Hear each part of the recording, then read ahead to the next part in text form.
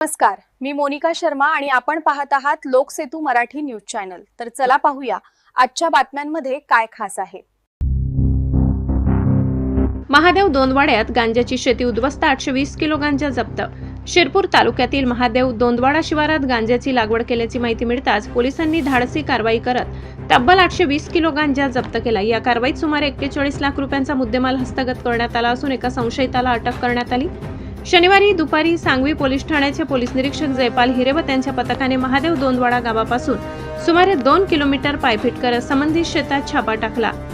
शेतात 4 ते 5 फूट उंचीची गांजाची झाडे आढळून आली। पोलिसांनी तात्काळ कारवाई करत संपूर्ण शेती उद्ध्वस्त केली।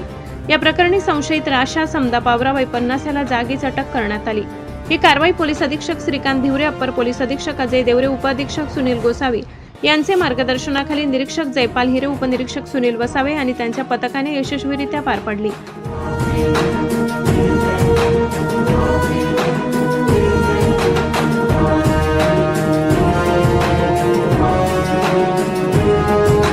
लोकसेतू मराठी न्यूजसाठी मुख्य संपादक प्रवीण चव्हाण, नंदुरबार।